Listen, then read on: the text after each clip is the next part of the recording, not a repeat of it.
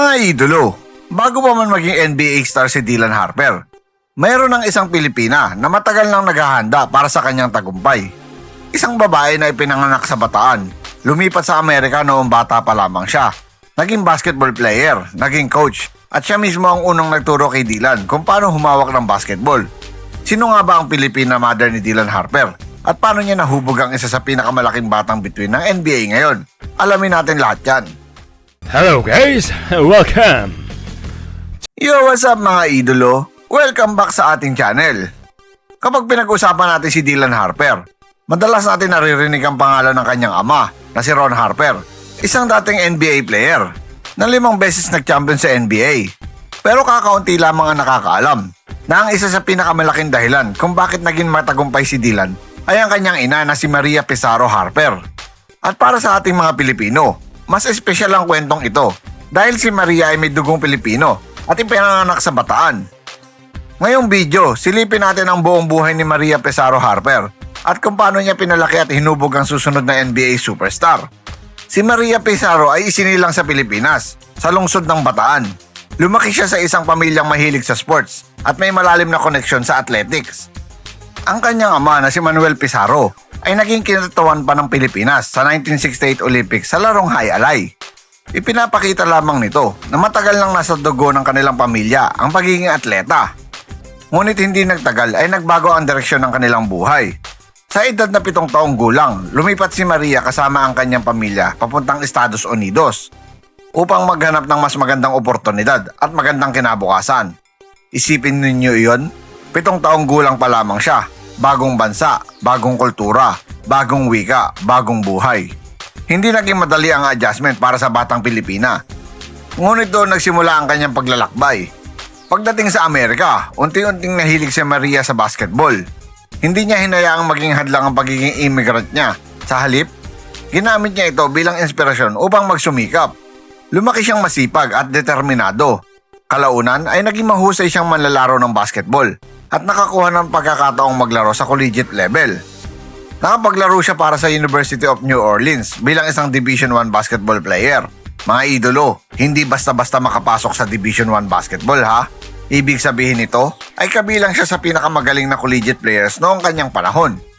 Dito mas lalong nahubog ang kanyang basketball IQ, disiplina at leadership. Mga katangiang kalaunan ay ipapasa niya sa kanyang mga anak. Habang patuloy ang kanyang basketball journey, nakilala niya si Ron Harper. Para sa mga hindi nakakakilala, si Ron Harper ay isa sa mga respetadong manlalaro sa NBA. Nanalo siya ng 5 NBA championship kasama sina Michael Jordan sa Chicago Bulls at Kobe Bryant sa Los Angeles Lakers. Nagkakilala ang dalawa noong dekada 90 at kalaunan ay bumuo ng pamilya. Nagkaroon sila ng 3 anak, si Ron Harper Jr., Dylan Harper at Mia Harper. Ngunit kahit hiwalay na sila, nananatiling sentro ang pagpapalaki sa kanilang mga anak. At mga idolo, pagkatapos ng kanyang playing career, hindi iniwan ni Maria ang basketball. Sa halip, naging coach siya. Naging head coach siya ng girls varsity basketball team sa DePaul Catholic High School sa New Jersey. Pagkaraan nito ay naging assistant coach naman siya sa Don Bosco Prep, isa sa mga kilalang basketball school sa New Jersey. At dito naging kakaiba ang kanyang kwento. Hindi lamang siya coach ng isang paaralan. Coach din siya ng sarili niyang mga anak. Ito marahil ang pinakamahalagang bahagi ng kwento. Ayon mismo kay Dylan Harper, ang unang taong naglagay ng basketball sa kanyang mga kamay ay ang kanyang ina. Habang ang ibang bata ay naglalaro lamang para magsaya, si Dylan ay natututo na ng tamang fundamentals mula sa isang dating Division I player. Ayon sa mga ulat, si Maria mismo ang nag-coach kay Dylan mula pa noong bata ito hanggang sa kanyang high school years. Sipin ninyo, araw-araw, training, fundamentals, disiplina, decision making. Hindi lamang basta shooting drills. Tinuruan niya si Dylan kung paano mag-isip bilang isang basketball player. Isa sa mga pinakatumatak na aral ni Maria kay Dylan ay ang simpleng mensahe.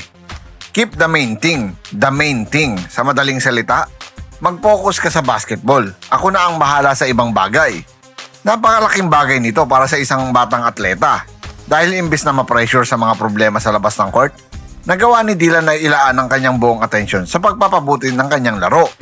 Ito ang dahilan kung bakit napakakalma ni Dylan sa ilalim ng pressure. Ito ang dahilan kung bakit mabilis siyang umangat. Habang lumalaki si Dylan, kitang-kita ang bunga ng pagsisikap ng kanyang ina. Naging isa siya sa pinakamalaking recruit sa buong Amerika.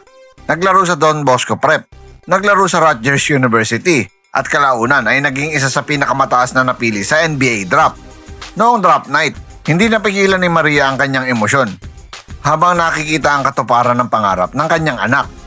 Hindi lamang ito tagumpay ni Dylan, tagumpay din ito ng isang Pilipinang nanay na nagsakripisyo at nagtrabaho ng maraming taon.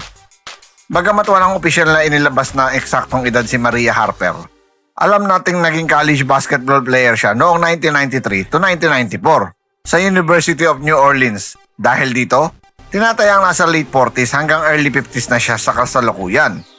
Ngunit isang bagay ang sigurado, hanggang ngayon ay aktibo pa rin siya sa basketball coaching at patuloy na sumusuporta sa kanyang mga anak. Sa likod ng bawat matagumpay na atleta, may taong naniwala sa kanya bago pa man maniwala ang mundo.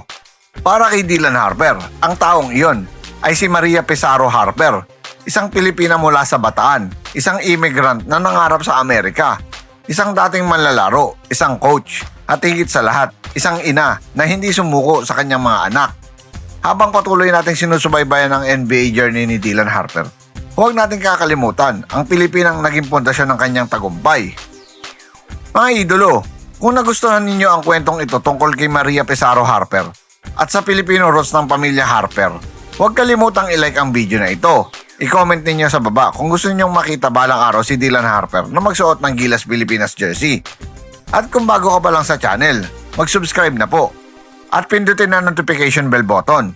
Dahil dito sa channel na ito, basketball ang tunay na panalo.